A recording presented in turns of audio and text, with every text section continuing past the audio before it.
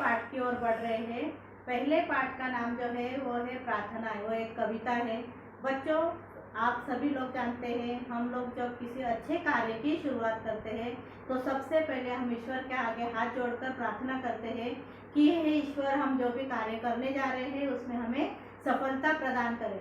बच्चों, आज हम भी नई कक्षा में गए हैं और नई कक्षा का जो सत्र है प्रारंभ हो चुका है और उसकी पढ़ाई जो है हम करना शुरुआत कर रहे हैं। तो क्यों ना हम भी पढ़ाई के पूर्व प्रार्थना कर ले ईश्वर से कि हे ईश्वर, हम आने वाले समय में अच्छी सी पढ़ाई करके हम अच्छे अंकों से पास हो, हमारे अंदर अच्छे अच्छे संस्कारों का प्रादुर्भाव हो और हम अच्छी तरह से हमारा जो भविष्य है उसको बनाने के लिए प्रयासरत रहें। ऐसी ताकत, ऐसी शक्ति आप हमें दो।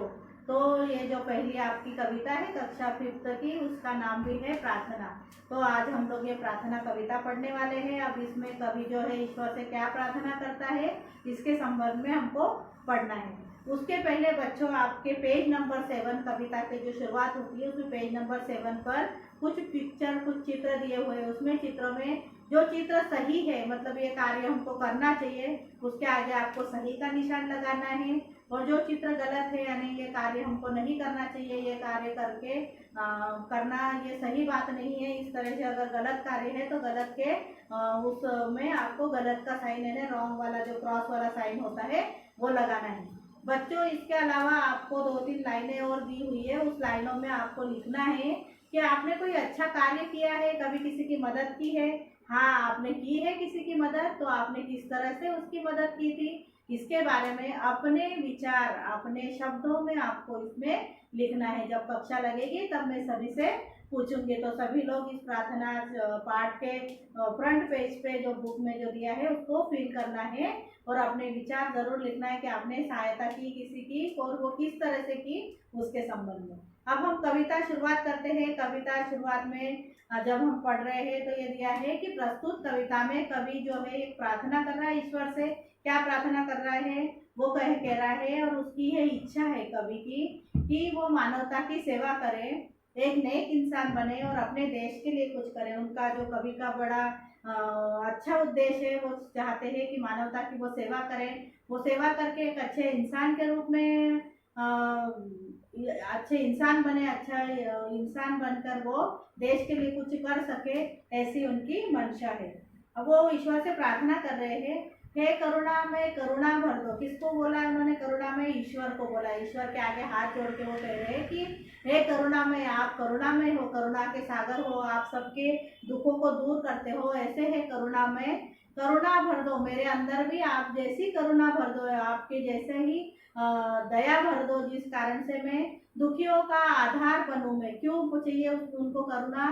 तो जिस उस करुणा के आधार पर मैं दुखी लोग जो है उनका मैं आधार बन सकूं, उनके लिए मैं कुछ मदद कर सकूं।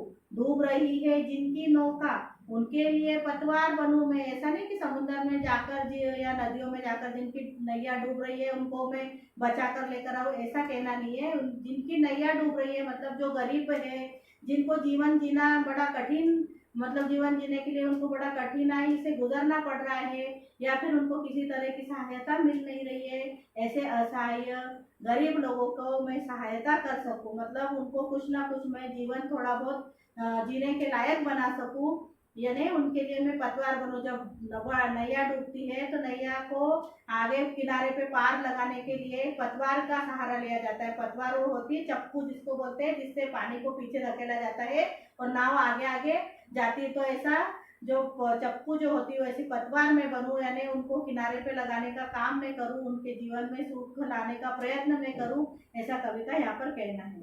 हे ज्योतिर्मय ज्ञान ज्योति दो, भगवान को वो ज्योतिर्मय कह रहा है कि आपके अंदर ज्ञान की बड़ी बहुत सारा ज्ञान भरा है, ज्ञान की ज्योति जो है आपकी प्रज्वलित हो रही है, उसमें से थोड़ी सी ज्ञान की ज्योति मुझमें भी आप दो, थोड़ा सा ज्ञान मुझे दो।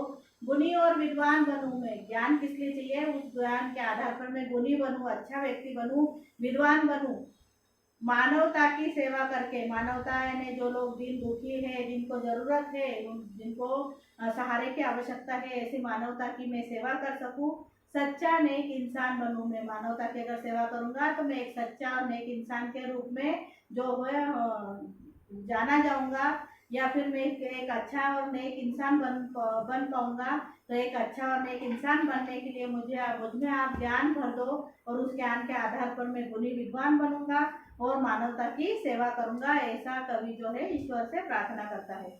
हे शक्तिमान, हमको सबको पता है कि अगर ईश्वर में कोई ताकतवर है, शक्तिमान है, तो वो है ईश्वर। ईश्वर की शक्ति से ही हमारा जीवन चल रहा है। उसी की शक्ति के कारण हम लोग आज धरती पर इतने सुखपूर्वक रह पा रहे हैं। अगर उसकी शक्ति नहीं होती तो आज हमारा कोई अस्तित्व नहीं होता। तो ये जो ईश्वर शक्तिमान है, तो वो ईश्वर से कभी प्रार्थना कर रहा है, हे शक्तिमान, दो अमिट शक्ति, मुझमें भी ऐसी शक्ति दो, अमिट कभी ना मिटने वाली ऐसी शक्ति दो, दुष्टों का संहार करूं। शक्ति किस लिए चाहिए? युद्ध लड़ने के लिए या किसी के साथ माराकुटी करने के लिए नहीं, तो दुष्टों का संहार करने के लिए। जो दुष्ट व्यक्ति है, जो लोगों को छलते हैं, बुरे कार्य करते हैं, लोगों को परेशान करते हैं, ऐसे दुष्टों का मैं संहार करूं। जैसे हमारी दुर्गा माता ने, कालका माता, इन देवियों ने भी राक्षसों का संहार किया था, उस तरह से मैं भी इन दुष्ट लोगों का संहार करूं और दिन दुखियों का बनूं आसरा। जो दुखी दिन दुखी लोग हैं उनका मैं सहारा बनूं, वो मेरी तरफ देख के प्रसन्न हो, मैं उनकी कुछ ना कुछ मदद कर पाऊं। ऐसे दिन दुखियों का मैं आसरा बनना चाहता हूँ। भारत माँ का भार हरू मैं, भारत माता के ऊपर जो ये इतनी परेशानी है, इतने जो दिन दुखी लोग जो भारत माँ धरती पर है, इनका दुख हर के भारत माँ का जो भार है, वजन जो है, उसका मैं कम करूं और उसके ऋण से मैं मुक्त हूँ। ऐसी वो ईश्वर से प्रार्थना कर रहे हैं, इसलिए वो शक्ति मांग रहे हैं। अब वो कवि कह रहे हैं ईश्वर से, हे गुनाहगार सब सद्गुण भर दो। सद्गुण मतलब मेरे अंदर अच्छाई भर दो, अच्छाई भर दो। जग में सुखद सुगंध भरूं मैं, अगर मेरे अंदर अच्छाई रहेगी तो मैं क्या बांटूंगा? लोगों को अच्छा ही बांटूंगा। अगर गुलाब के फूल में से खुशबू आती है अच्छी सी, तो हवा के झोंके के साथ जो है हर जगह खुशबू ही फैलती है। पर अगर नाले के पास से अगर हवा गुजरती है तो वो नाले के पानी की दुर्गंध भी उस हवा में मिक्स होती है और वो उस वातावरण को प्रदूषित कर देती है। तो ऐसी दुर्गंध मुझे नहीं बनना है, मुझे सुगंध बनना है। सुगंध बनना है मतलब मेरे अंदर सद्गुण होना चाहिए। अगर मेरे अंदर अच्छाई है तो मैं लोग मेरे अच्छाई का उपयोग करके लोगों की सेवा करूंगा, लोगों को भी अच्छे मार्ग पर चलने के लिए प्रेरित करूंगा। तो ऐसी सद्गुण मेरे अंदर भर दो जिसके कारण से मैं हर जगह सुगंध ही सुगंध भर दूँ। चिंता में घुलती मानवता को, किसी को रोटी की चिंता, किसी को कपड़े की चिंता, किसी को रहने की चिंता, हर एक व्यक्ति को कुछ ना कुछ चिंता है। कोई बीमार है तो उसको अच्छा होने की चिंता।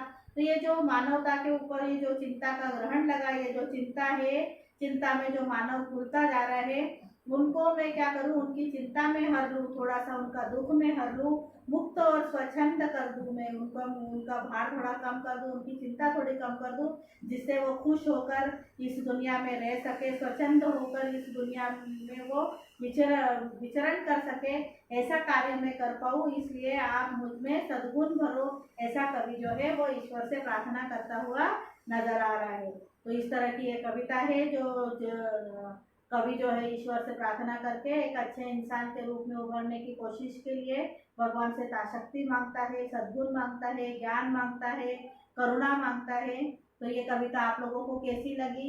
इसके प्रश्न उत्तर की चर्चा हम लोग क्लास में करेंगे। इस कविता का अच्छे से अध्ययन आप लोगों को करना है। तब तक आप लोग घर में रहिए, सुरक्षित रहिए। मिलते हैं अगली वीडियो में। Thank you.